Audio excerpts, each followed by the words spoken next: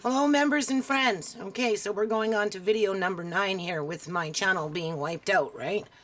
And I'm gonna hold this here with my left hand, and I've got some windows up ready to go.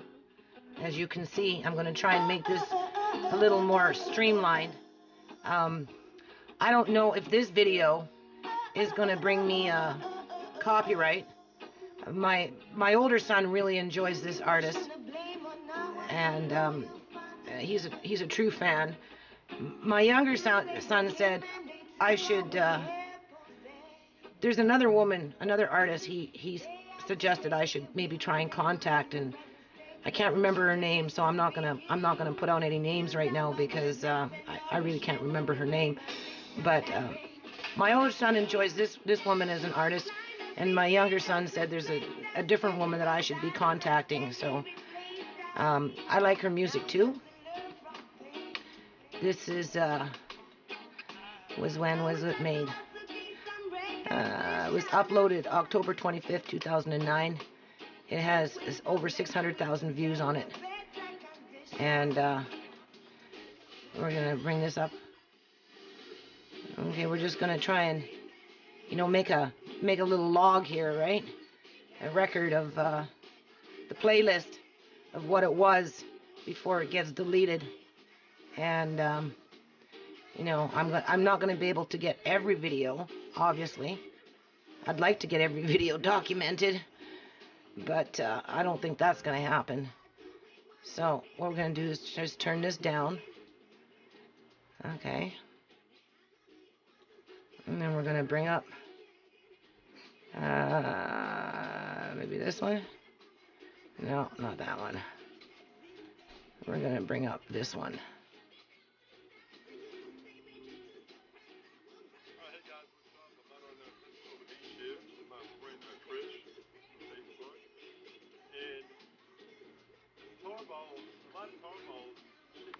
And I want to thank History Tours for keeping up his video.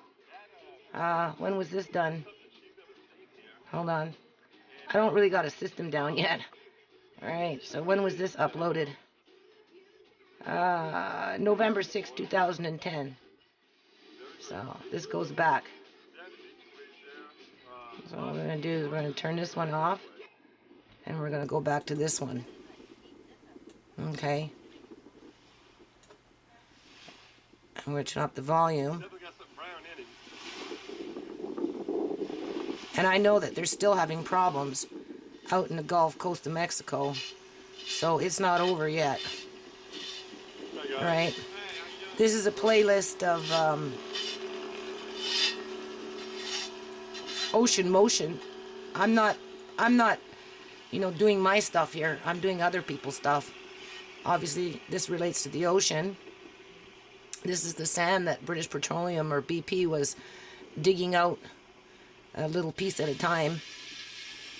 And there's people still out there today documenting sand being washed up on shore, and they got some silicone type looking half dead jellyfish washing up on the floor now in Florida, Pensacola Beach.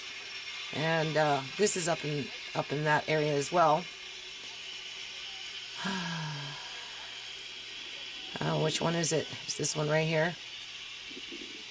So these are important videos.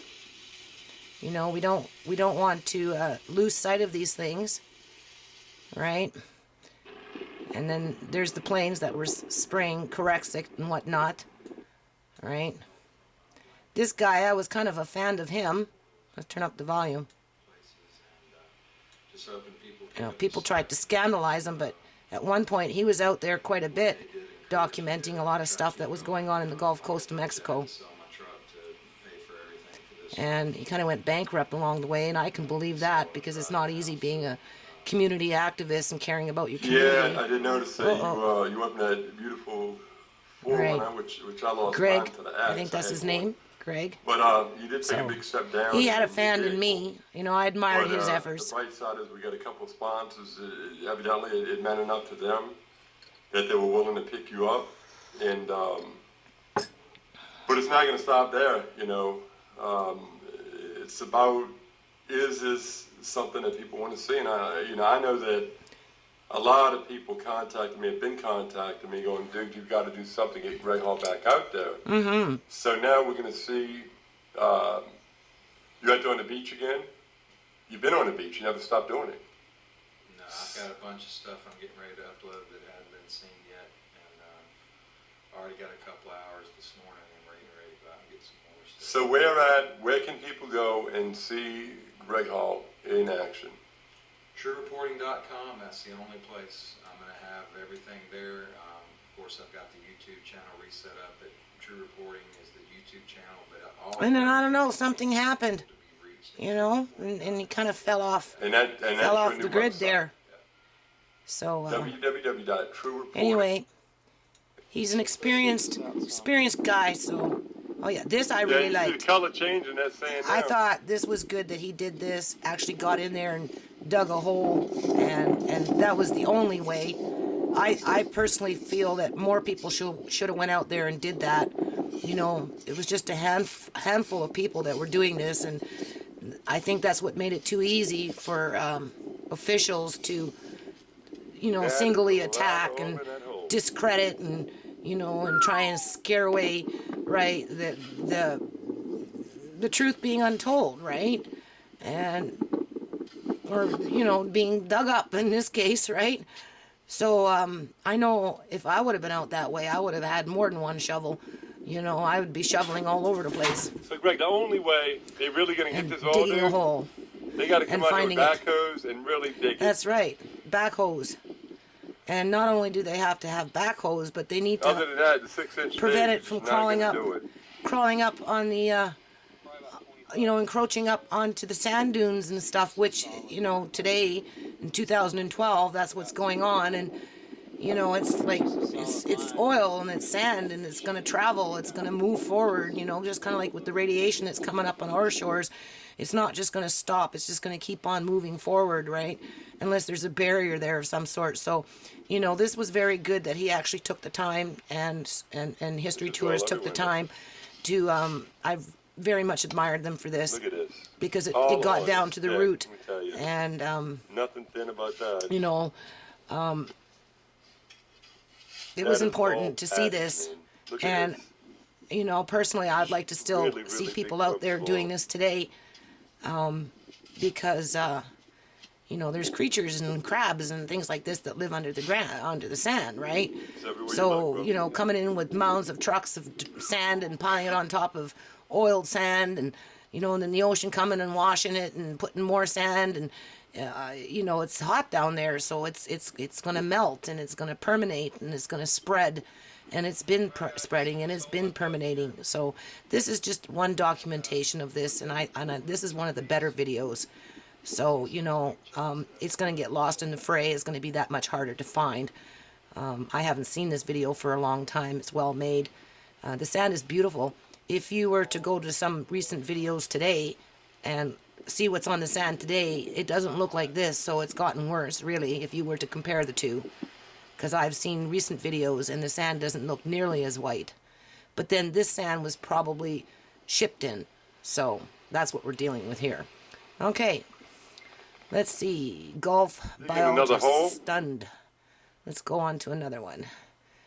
We fully expect that there will be very large, very profound ecological impacts to the system that'll persist for years. Marine biologist Paul Montano, who lives in the beach community of Port Aransas, is no stranger to oil remnants. After the 1979 Ixtoc spill in Mexico, Montano says tar balls were a fact of life. I would be stunned if we don't see these tar balls washing up on the beaches for at least 20 years. 20 years.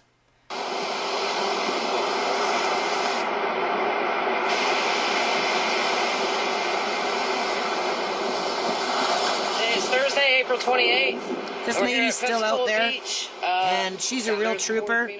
This woman, she's a real trooper. She hasn't given up. She's out there documenting, and I admire her as well. There's all kinds of seaweed washed up. You know, Look at the black on the seaweed, though, man. and these people, they live out there. Oh yes, this is where these they're like a stinging jellyfish blew something. I can't remember what there was like millions of them out there at one point. I don't know if this is if it's this particular video. I don't think so. Plastic bag. Yeah, the animals that were dying and the fish that were dying and everything that was dying, you know, the workers that were cleaning up the sand to bury the evidence were also burying the dead animals. So this just happened to be one of them that kind of got uncovered. You know, the ocean uncovered it naturally. Right, dead animals hidden in seaweed. I wonder how many dead animals we don't see, and that's the honest to God truth. How many animals that died that we did not see? Like I said, I'm not into opening up this sack. We all know there's something dead in there. You see the maggots. And it smells rank.